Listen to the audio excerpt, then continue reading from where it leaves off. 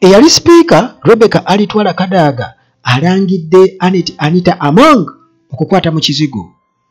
Kaseera kakanayo kyani tugenda mu kalulu ka 2026 teri kulekera era munnange gloves abasajja n'abakyala baziggyeko dda eŋŋoomi bagikutujja ogiwulirira ku ggumba. Kakati munnange lutalo lwa speaker Anita Among n'eyali speaker Rebecca Alitwala Kadaga.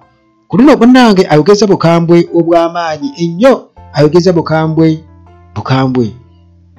Pressure zijja kubakuba. Naye wano ku Uganda Tulage munnange kwegamba nyinza okugamba tulinga Red Cross. Tulina omusawo wano atabaje pressure sukaali n'ebirwadde ebiralalala. Gwe just jangu wano mu inbox yange WhatsApp ongambe nti munnange mpa enamba y'omusawo. Enamba yange mwesembyayo 15 ate endala esembyayo 73. Kubanga pressure zigenda kuba. Kakati munnange Kadaga bwatyo alumbaganye Anita Among amugambye muganda wange ekizigo kirabika tekinoze, kirabika ekizigo tekikumala, kankongere nkumette. Byamugambye muganda wange kasogedde nga Among asiba manyona asiba ssebo gwe mwogereko nti akwata mu kizigo ajja kusiba. Naye lwakuba ffe tumwogerako kubanga munnange ate anaakikolera ki anti bagamba nti bwe weetaba mu mazina g'enkima muganda wange kira girina okukoonako. Kakati munnange former speaker of parliament Rebecca Alitwala Kadaga bwati muganda wange avuddeyo n'ablastinga Anita Among era nga ye speaker of parliament aliko essaawa eno. Entabwe eva ku ki? Oyinza okwebuuza nti kiki? Kadaga nga tatera kubeera mukambwe nnyo. Muganda wange amunenya kwagala kuziŋŋamya oba kwagala kuyingirira nteekateeka ze za nkulaakulana projects ze mu Busoga. Munnange wabaddewo omukola ekamuli. Kadaga bw'atyo teyakirumyemu era bwe yabadde ayogera ku speaker Anita Among yamugeddeko ng'omuntu ali arrogant ate omuntu eyagaliza yekka ayagala ennyo obutaala bw'atyo bwe yamwogeddeko. Era wano bwe yasinzidde okubeera nga agamba nti nno yabadde amwogerako gwe yayogedde ku nkwata gy'akwata mu kizigo entakera. Yagambye yamurifarinzeeko nga ow'ekizigo. Bwe yagambye one who breaches kama Katonda. Ate waliwo okubuuza gwategeeza. Yagambye nti ono ow'ekizigo ng'ategeeza abantu enkamuli.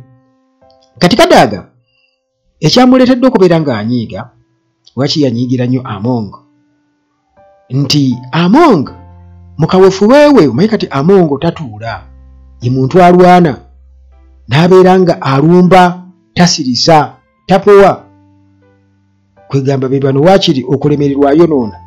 Kati munnange kigambibwa okuba nti Kadaga okunyiiga nti Among yagezaako kwayijakinga agricultural mechanization project ye. Waliwo project ye yali aliko ey'ebyobulimi nga ayagala kwegamba okutumbula ebyobulimi mu Busoga Kingdom. Kino kivaako kitya obuzibu? Kakati eyali speaker Alitwala Kadaga essaawa eno akola nga minister wa East African Affairs yabadde annyonnyola ng'agamba nti yasaba tractor okuva mu gavumenti zibaweebwe era ziweebwe abalimi ku county level e Busoga kwegamba buli county ng'erina tractor oba buli ssaza nga lirina tractor.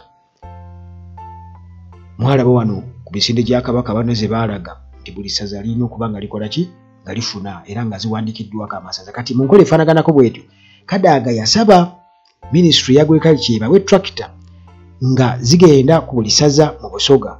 Kakati munnange Kadaga atunnyonnyola nti kino yakikola emyaka 3 emabega era nti yatuukirira Minister owa Agriculture ow'ebyobulimi omukulu Frank tumwebaza nakkiriza okubeera nti abawa tractor 11 nga buli county oba buli ssaza mu Busoga lirina okubeera nga lifunako tractor emwemu.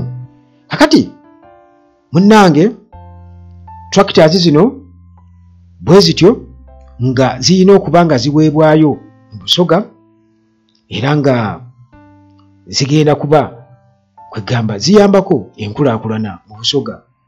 Jjukira nti waliyo entalo okulwanagana ani aleeta enkulaakulana mu Busoga.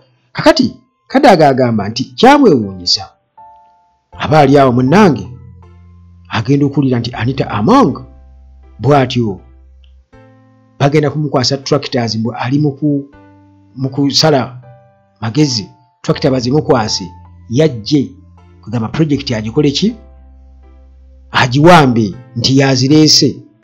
Munnange Kadaga agamba nti lunaku lumu nga beetegeka okubeera nga bafuna tractor agenda okuwulira nti omukyalo ono yagambye nti bleaching lady omukyala akwata mu kizigo mbu yabadde ayagala kujja mbu tractor yabazireeta. Kadaga ebigambo nti agenda okuwulira nti omukyala akwata mu kizigo ayagala kujja tractor yabazireeta. Kakati munnange gwalifareko ng'omukyalo w'ekizigo Kadaga agamba neyeewuunya kwegulumiza kwa kika kyokwo era nga akimanyi bulungi nnyo nti yasaba zi tractor zino. Kakati munnange omukyalo w'ekizigo gwagamba owa cosmetics mbu ayagala kujja ne cosmetics mbu n'ebizigo bye mbu alete zi tractor ajagazaaki abaagazaaki. Kakati Kadaga nga bwe mbyogera bwe byogedde munnange bw'atyo mbu n'akubira Minister essimu n'amugamba nti tractor olina kuzikwasa nze kubanga nze eyazikusaba naye tractor tebanaba kubeera nga bazimuwa. Ndowooza omukyala ow'ekizigo akyazeesibyeko okusinziira ku Kadaga. Kati Kadaga jjukira nti bano baludde muganda wange field yaabwe oba obutakkanya bwabwe bubadde bw'amaanyi nnyo era buluddewo ebbanga emyaka era kati butuuse ku kyebali badde boiling point omwaka oguwedde era waliwo abalangira okubeera nga beesimba mu position ya Kadaga era nga ye Anita Among ng'ayagala kwesimbamu nga NRM Vice Chairperson for Eastern Uganda. Amukutulireyo ddala naye entalo zino Kino Museveni naye abeera azaagala kubanga zimuyamba oboolyawo olumu okukontrolinga bakazi be zimuyambira ddala. Kale Kadaga abantu abamu bagamba nti akadde yalibadde ekintu akivaamu kubanga bamulanga Moses Ali n'abalala yandibadde akivaamu n'awummula. Ate era ne Anita Among naye bamugamba nti yandibadde asigaza ebyebukeediya ate n'ayagalayo ki okufumbirwayo tekitegeeza nti ate kimuwa enkizo okubeera nga ajja nayo ayingizeyo ennyindo ye era bakyamuvuma nnyo muganda wange naye okukwata mu kizigo musango kansooka embuuze okukwata mu kizigo musango kubanga omuntu akwata mu kizigo kye neyeesiga ekizigo kye kati olwo